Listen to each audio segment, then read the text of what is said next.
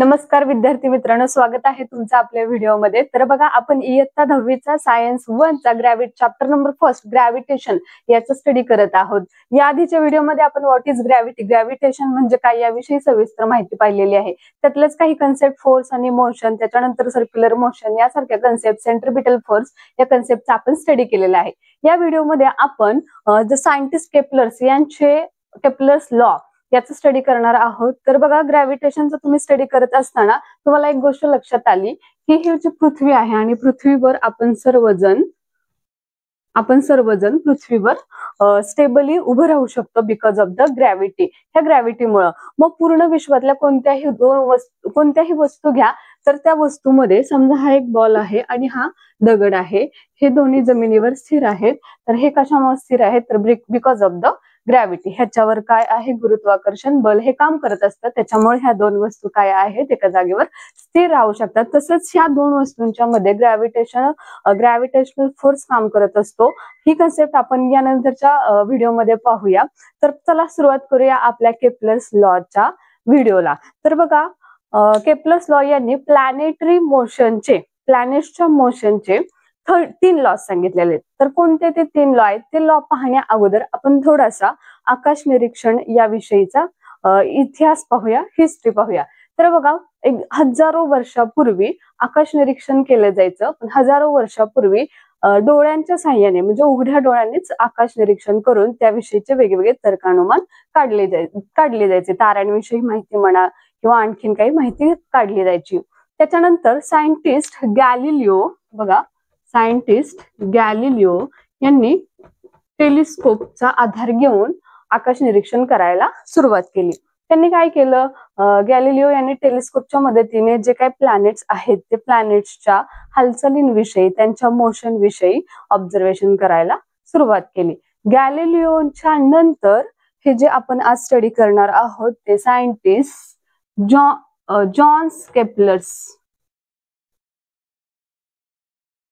John Kepler हे scientist आहेत आणि ह्या जॉन केपलरने प्लॅनेटरी मोशनचा स्टडी केला। त्यांनी प्लॅनेट्सच्या मोशन विषयी महत्वाचे असे 3 लॉज डिस्क्राईब केले।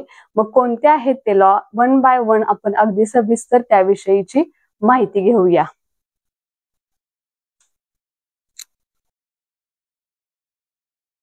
बघा, इथे मी एक शंकू घेतलेला आहे, हा एक शंकू आहे। ह्या शंकूला मी एक रेक्टँगल शेप मध्ये कट केला, ह्या शेप मध्ये मी कट केला।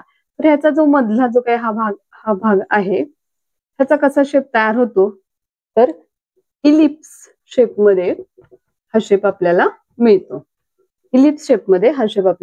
तर हा जो इलिप्स शेप आहे त्यालाच लंब वर्तुळाकार म्हणजे असा अंडाकृती आपण म्हणतो, हा अंडाकृती इलिप्स आपल्याला मिळतोय।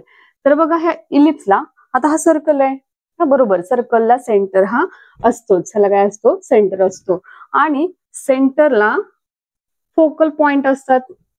तर ह्याला 2 फोकल पॉइंट आहेत, त्या 2 फोकल पॉइंटला आपण F1 आणि F2 असं नाव देऊया। F1 आणि हा दुसरा फोकल पॉइंट आहे F2।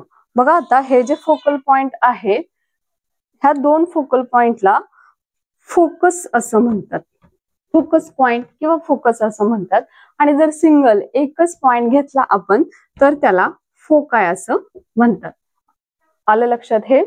तर बघा, हे समजल्यानंतर आपण प्लॅनेटरी मोशनचा आणि केप्लर्स लॉचा स्टडी करणार आहोत। तर बघा, केप्लर्स लॉ सांगण्यापूर्वी आपण ह्या फोकल पॉइंट मधली एक फोकल पॉइंट हा सनच्या पोझिशनसाठी देऊया। समजा ह्या फोकल पॉइंटवर सन आहे, सनची पोझिशन इथं आहे। इथपर्यंत लक्षात आलं की आपण सन आणि सनभोवती फिरणारे जे काही प्लॅनेट्स आहेत ते प्लॅनेट्सच्या मोशन विषयीचे लॉ सुरू करत आहोत।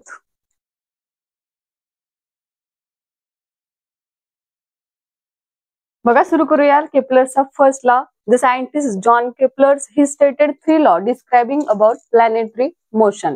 मग काय सांगतो फर्स्ट लॉ केप्लरचा, तर फर्स्ट लॉ आहे बघा, the orbit of a planet is an ellipse with the sun of the one of the foci. बघा, जरी भाषा अवघड वाटत असेल तरी अगदी सोपा लॉ आहे. काय लॉ आहे? लॉ काय सांगतो की जे सूर्याभोवती सर्व जे काही प्लॅनेट्स मूव्ह करतात, फिरतात, रिव्हॉल्व्ह करतात, त्यांची दिशा ही कशी आहे, ते कोणत्या ऑर्डर मध्ये, तर इलिप्स ऑर्बिट मध्ये फिरतात. म्हणजे काय, त्यांची फिरण्याची जी कक्षा आहे ती लंबवर्तुळाकार, इथे दाखवल्याप्रमाणे लंबवर्तुळाकार आहे.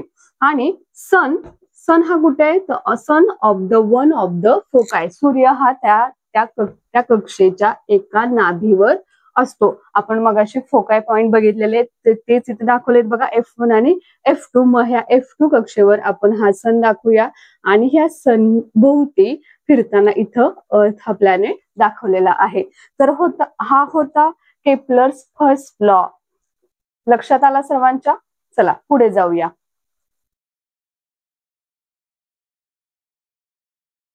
चला सुरू करूया आपल्या केप्लर्स सेकंड लॉ ला. बघा, ही ग्रहांची लंबवर्तुळाकार इलिप्स ऑर्बिट आहे.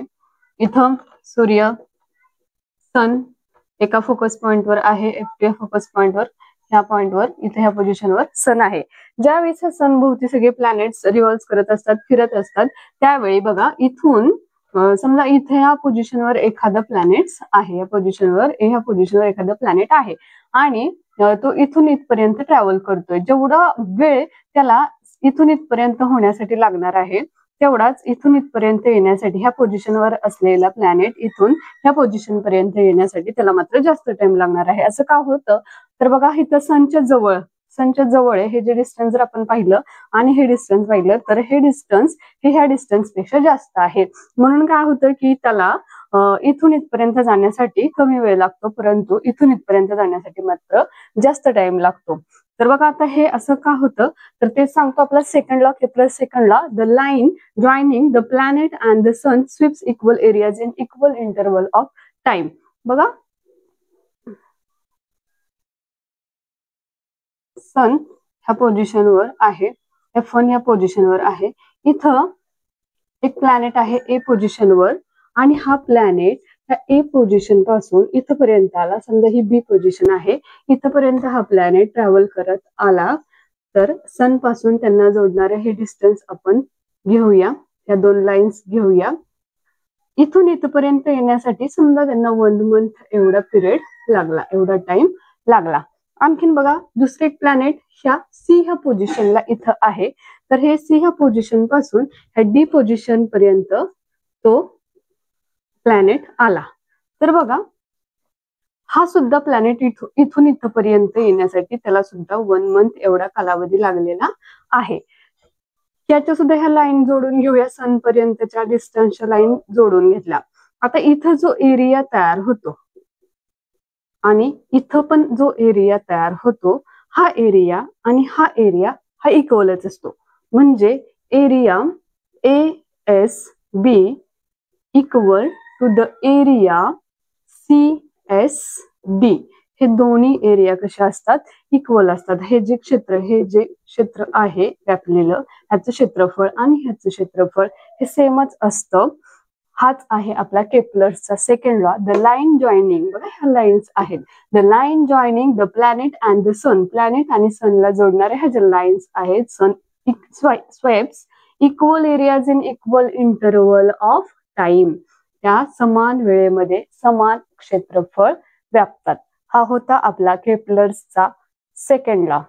यानंतर पाहूया थर्ड लॉ.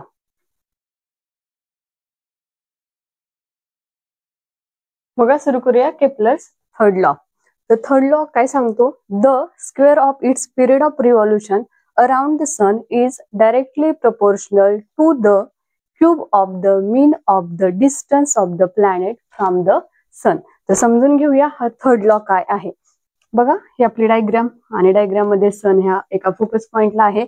सन पासून समजा अर्थ हा प्लॅनेट इथं आहे, या पोझिशनला आहे. तर हा जो अर्थ प्लॅनेट ह्या सन भोवती वन रिव्हॉल्युशन कम्प्लीट करण्यासाठी समजा त्याला टाइम T एवढा टाइम लागतो. आणि डिस्टन्स बघितलं तर बघा, ह्या अर्थचं ह्या सूर्यापासूनचं डिस्टन्स ते काही सेम नाहीये. म्हणजे ह्या पोझिशनला असताना डिस्टन्स वेगळा आहे आणि इथं ज्यावेळेस अर्थ ही सूर्याच्या क्लोजर आहे, जवळ आहे, त्यावेळेस हे डिस्टन्स वेगळं आहे. इथं असेल त्यावेळेस डिस्टन्स वेगळं आहे. मग काय करायचं? डिस्टन्सचं ऍव्हरेज डिस्टन्स काढून घ्यायचं, ऍव्हरेज डिस्टन्स कॅल्क्युलेट करायचं. ऍव्हरेज डिस्टन्स, त्यासाठी आर हे लेटर वापरूया. आर मीन्स रेडियस, हे जे सर्क्युलाकार आहे ह्याला रेडियस असते, त्रिज्या असते, म्हणून आर हे लेटर वापरूया. तर आपला थर्ड लॉ काय सांगतो, the square of its period of revolution, म्हणजेच या पिरियड टाइम, ह्या टाइमचा square of revolution around the sun is directly proportional to, directly proportional च sign, directly proportional to the cube of the mean of the distance of the planet, म्हणजे ह्या डिस्टन्सचा cube ह्याच्याशी काय आहे ते समानुपाती आहे, म्हणजेच डायरेक्टली प्रोपोर्शनल आहे. हे झालं तुमचा थर्ड लॉ. आता इथं कॉन्स्टंट साठी के हे साइन वापरलं, T square is equal to K आला प्रोपोर्शनॅलिटी कॉन्स्टंट आर क्यूब. आता ह्याला रिअरेंज करूया, आर ला इकडे आणलं, डिवायडेड झाला आणि इथं राहिला हा के. हे झाला तुमचा केप्लर्स थर्ड लॉ. तर बघा अतिशय सोपा असा हा थर्ड लॉ होता. आपण 1 बाय 1 केप्लर्सचे तिन्ही लॉ स्टडी केलेले आहेत. तर तुम्हाला समजले असतील तर नक्की कमेंट करून सांगा आणि व्हिडिओ आवडल्यास व्हिडिओला नक्की लाईक करा, शेअर करा आणि चॅनलला सबस्क्राईब करा. थँक्यू.